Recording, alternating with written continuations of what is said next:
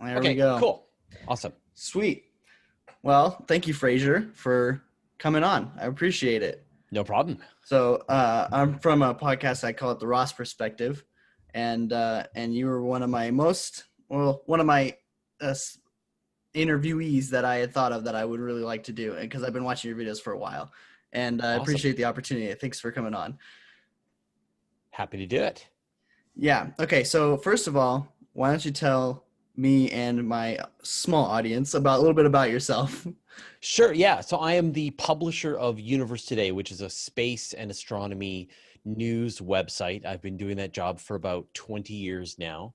And I'm also the co-host of a couple of podcasts, Astronomy Cast, the Weekly Space Hangout, and then I do a bunch of videos on YouTube about space and astronomy. Space and astronomy, space and astronomy. That's the theme. A Yeah, lot of space and that astronomy. I see, and I have no problem with that. I love space astronomy. That's my go-to here. So, my first question for you is, at what point would you consider somebody to be like an astronomer? Like what point in their career, or whether it be schooling, or at what point in does their hobby turn into being an astronomer? Where would you say that Well, that line would land? I mean, there's really two lines. When you say that you're an astronomer, Hmm. you really have to distinguish whether you're an amateur astronomer or a Hmm. professional astronomer. And so if you're an amateur astronomer, then you'll never be a professional astronomer. You are Right. enjoying, it's like you're a bird watcher and you'll never be an ornithologist. Now, you might know a lot about birds, Hmm. but you're not contributing to the science of birds. So same thing goes with astronomy. You can go out and you can be observing with your telescope and you can be gathering up all of the objects that you can find. You can be taking really cool astrophotography that really, I mean, some of the photos that amateur astronomers Oh are yeah. taking are just absolutely stunning. You have observed the moons passing in front of Jupiter. You've seen the craters on the moon, you know their names and so on. So you're really good at finding your way around the night sky, but you're not pushing the science of astronomy forward. Right. And then on the flip side, if you're an actual professional astronomer, you're like a researching astronomer, you may not actually know how to find the constellations. You might not know Right. how to find your way around the night sky, but you know the math, you know how to turn the observations into scientific data that can help push our understanding forward about the universe. So really they are two separate things. I mean, a lot of, if people want to get into semantics and wordplay, Right. it's best to define yourself as either an amateur astronomer or a professional astronomer. Right. Awesome. Yeah, that is a great answer. It's important distinction, because a lot because this is actually a conversation I've had with some of my coworkers who they make fun of me because I would consider myself an astronomer in an amateur sense now. But they always make fun of me because, like, well, you can't just say you're a doctor because you like to you like to look at medical stuff. And I was like, well, it's not necessarily the same thing. So that's a good distinction. I appreciate that. I mean, I think astronomy is one of the few fields where amateurs can make a meaningful contribution to the actual science. And this is through the process of also bird watching, actually, but through the process of citizen science. So there are many scientific programs which regularly ask for help from very knowledgeable amateurs to Mhm. help them do some of the science work they're doing, classifying galaxies, finding ice objects in data, counting the numbers of craters that they see.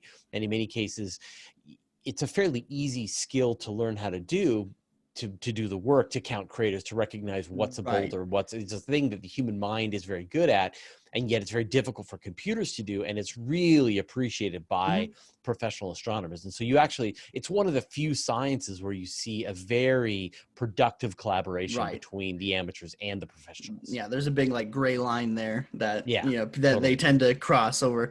And another thing I wanted to mention was, it was kind of funny. So I'd commented on one of your videos a while ago, not a while, and that wasn't too long ago. It was right before I actually sent you the email setting this interview up.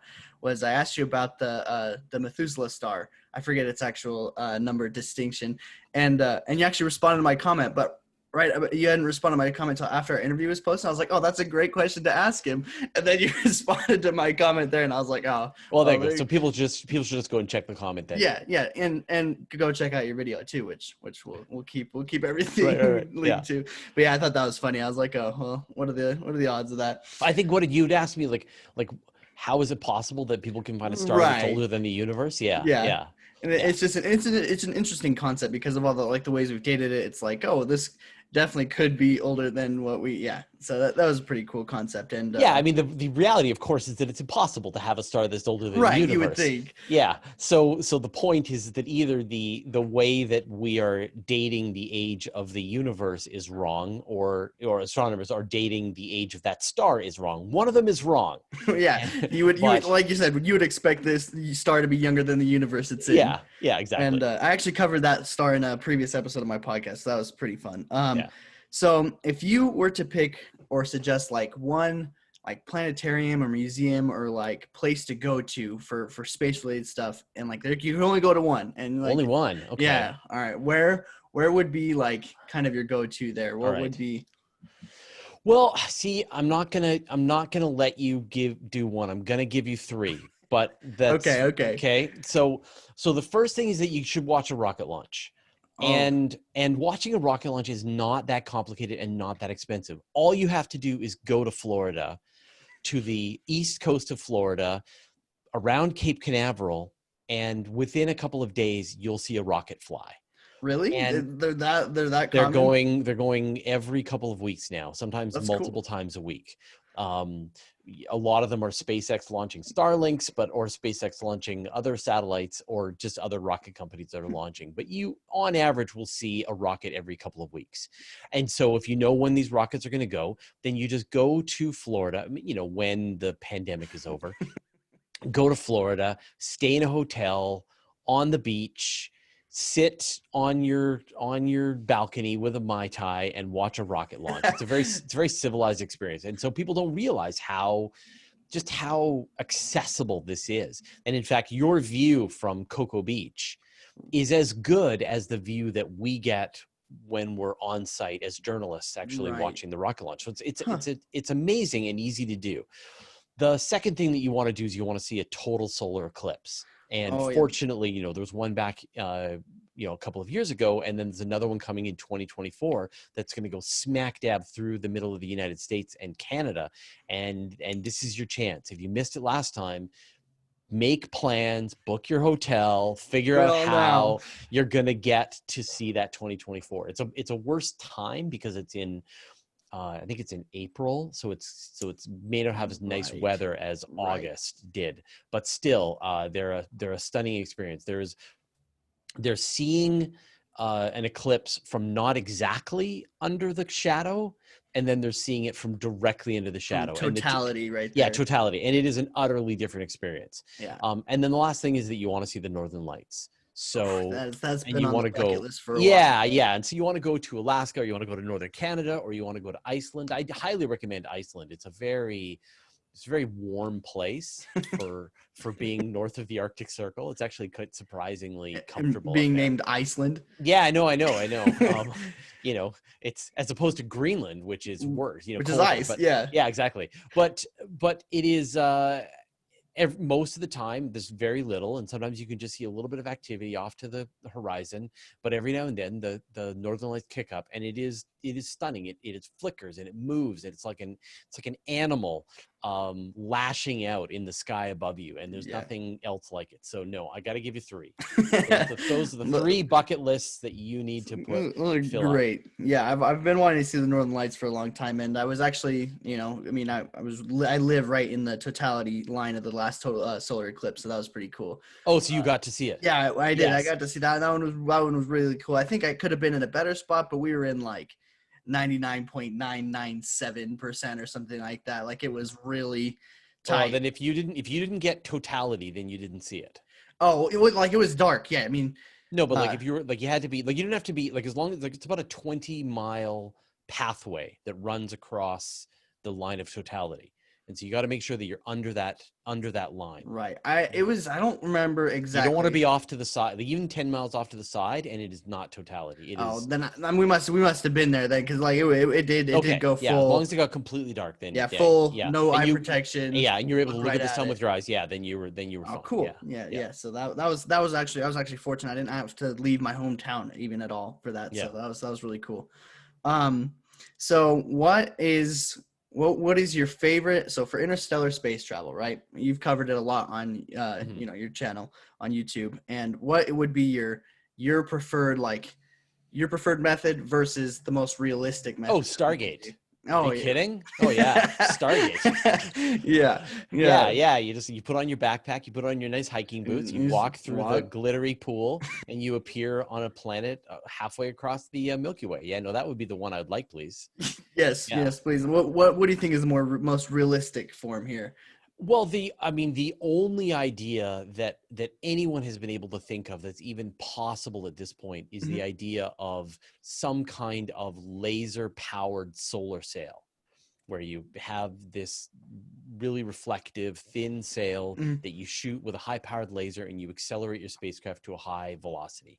And even that, you're looking at 40 years to get to Alpha Centauri. Yeah, So that's quite a long time in space. let's hope you're patient. Yeah. And so Yeah, if you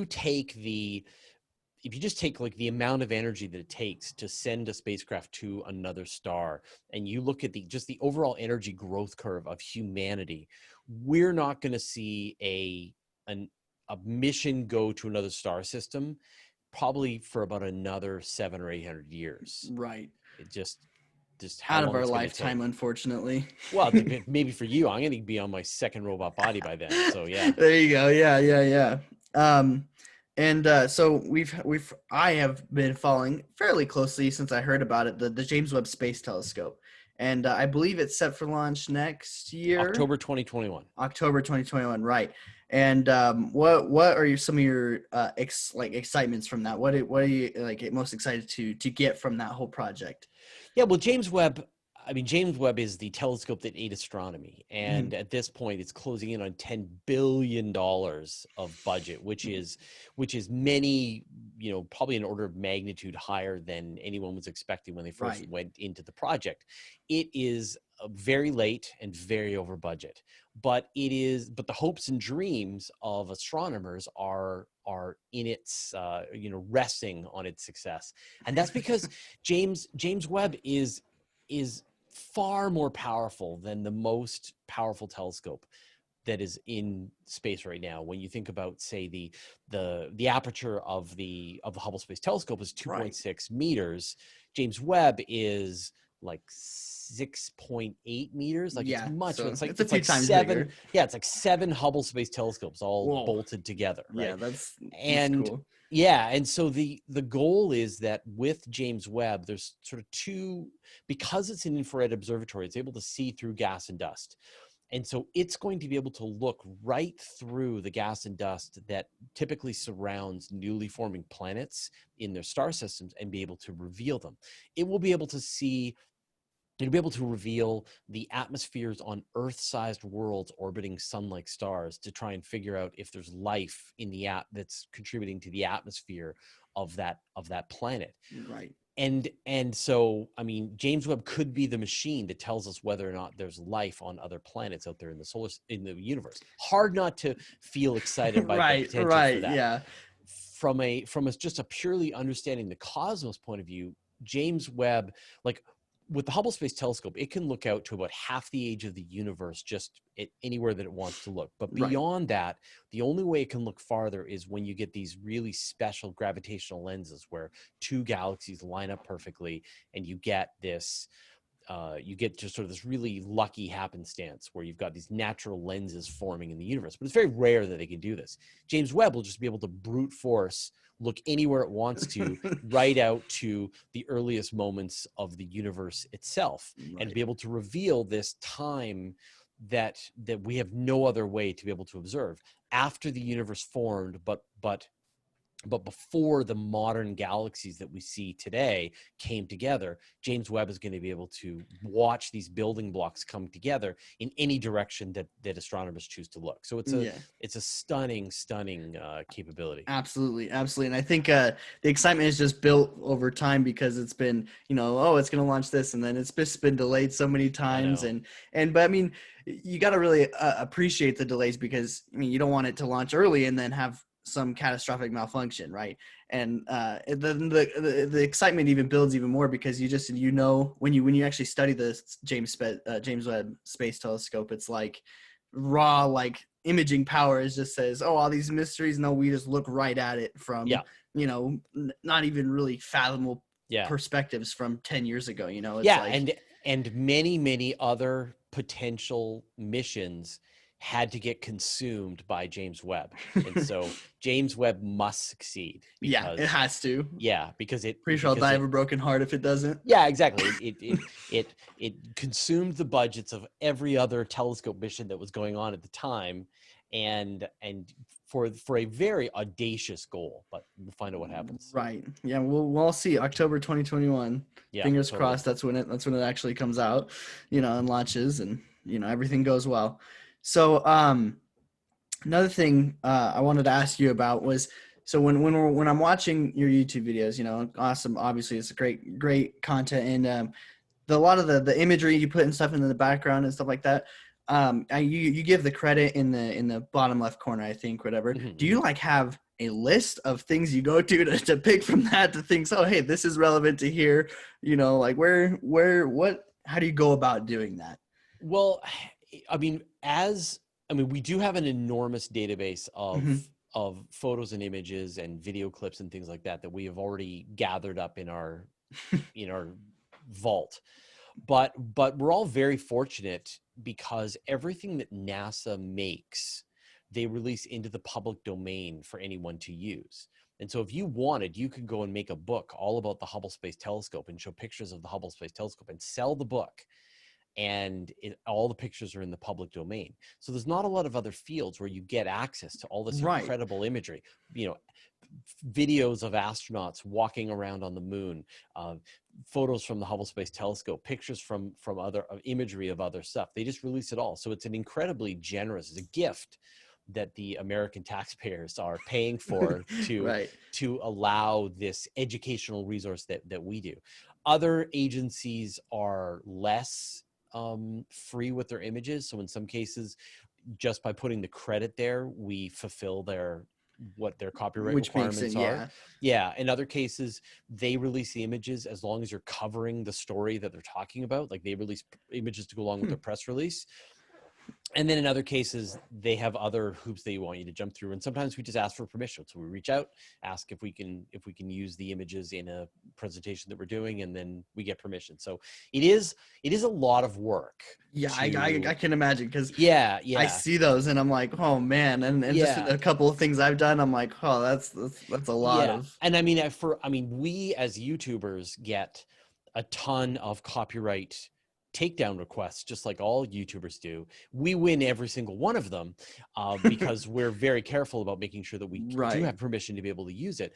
But there'll be times when, for example, we'll show off the launch of a NASA rocket, and then some Brazilian television company will make a copyright claim that we're stealing their NASA imagery, which of course is impossible. But that's just the age that we're in, where it's very easy to make a copyright claim. So they have robots that do this. So I was gonna say, it always boggles my mind. It seems like people are just sitting around like scouring the internet for anything remotely related to something they can copyright. No, I think they just have robots that just do it, and they don't think about it. And so, but it's very frustrating for sure. I no doubt. It happens way less to us than I know to a lot of other people. Right, because we play in a very careful sandbox. Right. Yeah, that's always really cool. I definitely have a greater appreciation for the hard work that goes into that because of some of the few things I've done to try and compile imagery for something that might be relevant. Like even just getting enough information for a whole podcast it's a lot of work, and I can putting up relevant imagery on a YouTube video, editing it. Yeah, it's I have I tip my imaginary hat because Yeah, it's a it is lot a of lot of work. work. Yeah, it is a lot of work. Um, One of the biggest amounts of the work oh is yeah, just that making sure that you've got a trail. I know for a lot of people this is like way too inside baseball, but just that we have a very clear trail of permission to be able to use the pictures and images and stuff that we are. All right. So this other question here kind of goes hand in hand with the other one, and you gave me 3 answers for the other one. So here's here's one that goes hand in hand. What is your favorite like space fact? Like if you were to tell somebody who doesn't really know much, and you say you had one shot to get somebody interested, what would you go about telling somebody? Well, I mean, my favorite, I have like the sort of like the mind bending trilogy that I like. The one that I really like to talk about is the idea of the Fermi paradox. I Right. never get tired of the Fermi paradox because and for anyone who doesn't know, the Fermi paradox is just this idea that the universe is big and the universe is old and life formed early on Earth, and so you would expect that it would form in other places in the Milky Way, and yet we don't see any evidence of aliens out there. And and on the surface, it seems like a very simple puzzle to solve. You're like, well, the universe is big, and so we obviously just like we haven't searched the universe. Right. But when you think about how, you already asked me this question that we are already in thinking about ways that we can send interstellar probes to other planets, and we could send a factory that goes to another planet and then it builds more interstellar probes, and then those probes go to other planets and they build more. Within a million years or so, you can have sent a robot factory to every single star in the entire Milky Way. And so the deeper question is like, just why don't we see factories pumping out interstellar probes everywhere across the solar Right. system and across the Milky Way? And that's a really hard question to untangle. There is no answer. Nobody has given a satisfying Yeah. answer. And So the reason it's called a paradox that's because why it's called a paradox. Yeah. nobody really knows. Yeah. And so every answer that anyone, and so I always like to have that conversation with people just to hear how their mind works, just to hear them start to dismantle to attempt to dismantle the argument, because generally people will go down some very similar pathways. Mhm. And I find it a very fascinating conversation to have with people. So I think, so if there was like a space fact, it's just like that we don't see anyone else in the universe. That fact is baffling. It's And enough to make somebody think like, oh, we might be alone in the we universe. might be alone in the universe. Yeah. That's terrifying. Yeah. That if we are alone in the universe, that we are the first and only time that life got to the point that it could have podcasts and and global warming. Right. And if we don't figure this out and become a true solar system spanning civilization, we may wipe ourselves out, and then we'll have essentially wiped out the universe's chance to Yeah, have now the universe is intelligent life empty. in it. And now the universe, yeah, and then 500 million years from now, the sun heats up, boils the oceans, and then there is no life in the universe. Yeah, now that one's just a desolate place where Yeah, nothing yeah. exists And really. I forget who said it. Was Carl saying it? Anyway, it's an awful waste of space. Yeah, yeah, quite literal there too, And it's also like if a tree falls in a forest and nobody's around to hear it, did it really fall? It's like if we're not here to observe the universe, is it here? Oh, do we lose connection here? Oh no.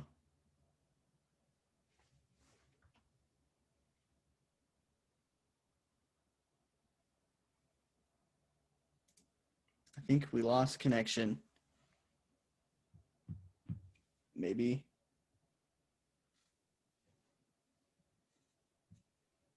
Oh no. Why now? Whoa. Okay. That was weird. That was weird. Okay, but you're back. Yeah. All right. And but anyways, like I don't know if you heard, but like I said, it's like, if we are do end up, and that does end up happening, we come, the universe becomes empty. It's like, is there, when a tree falls in the forest and nobody's around to hear it, like, did it fall? It's like, Mm-hmm. if there's a universe here and nobody to observe it, is the universe there at all? Yes. Yes, the universe is still there. It's just nobody observing it. Yeah, that's fair. Just like the tree. Yeah, and that's actually a good segue into one of my other questions here that we got. I mean, we're running a little bit low on time here, but this is one.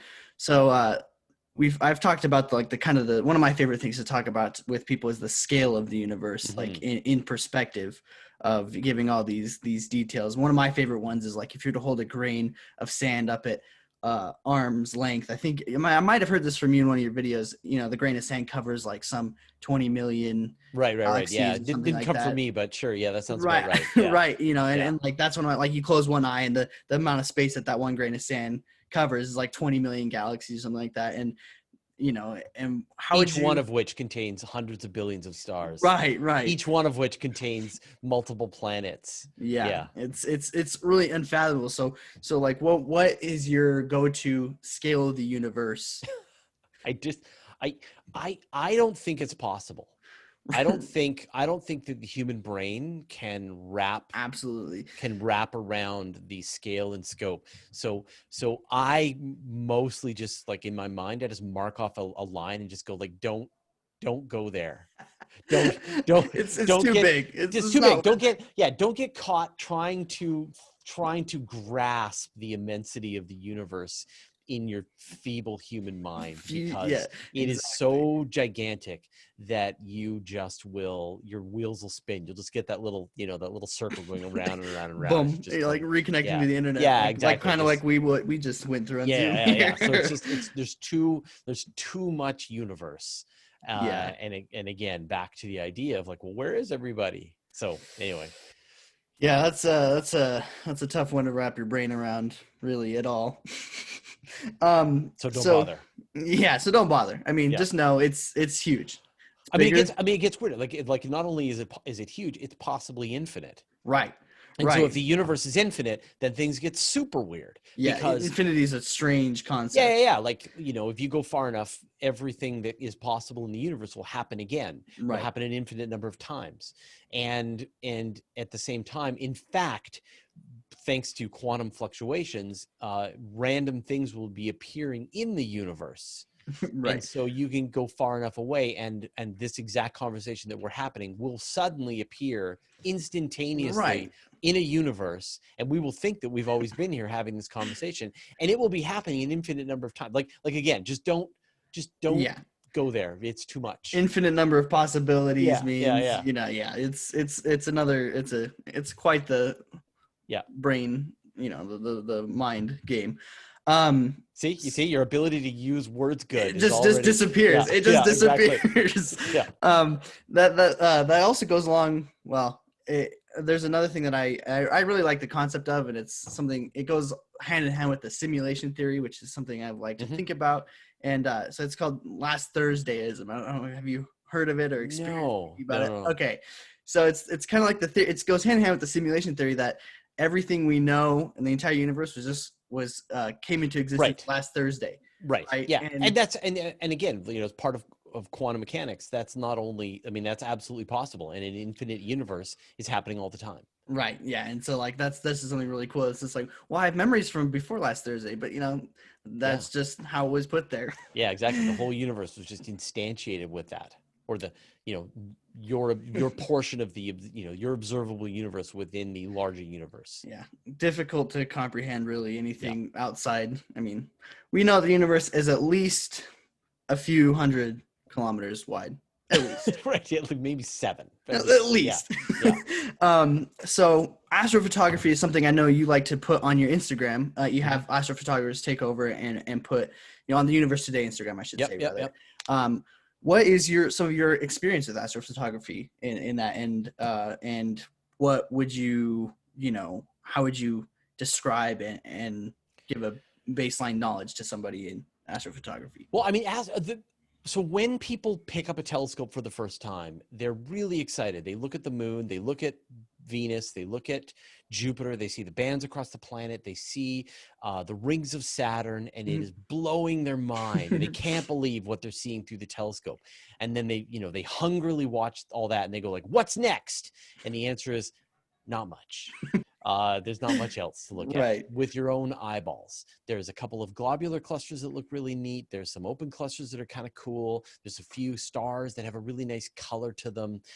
But apart from that, there's not really much else that you can see with your own eyes. And so to really capture the universe, you want to switch to astrophotography and use the ability of a camera to capture a lot of photons over a long period of time to start to show you those really cool galaxies and nebulae and fainter objects that you just can't see with your own eyeballs. So astrophotography is just the next level of using your telescope to try to appreciate and understand the universe. Right. Yeah, and I love looking at astrophotography from everywhere. I mean, Yeah. everywhere I can find it. I always. But how often do you take that telescope out? Not as often as I'd like. I take it out a few times, but like it's like you said, there isn't.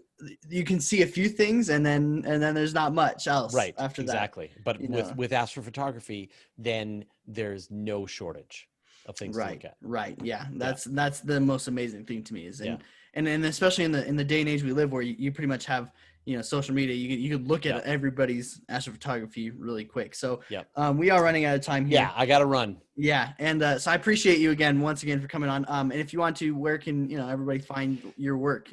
Yeah, well, Universe Today is my website, and I do a weekly email newsletter, which I think people really enjoy. It's like a magazine of space news stories, and then from there, I link all of the other stuff that we do. So definitely check out the website, sign up for the newsletter, and I'm sure everybody they will enjoy that newsletter. Yeah, I do like it. Right on. All right, thank you, Fraser. I appreciate it. All right, thanks for having me, Isaac. Yeah. All right, take care. Yeah, you too. Bye. Bye. All right, I'll save that.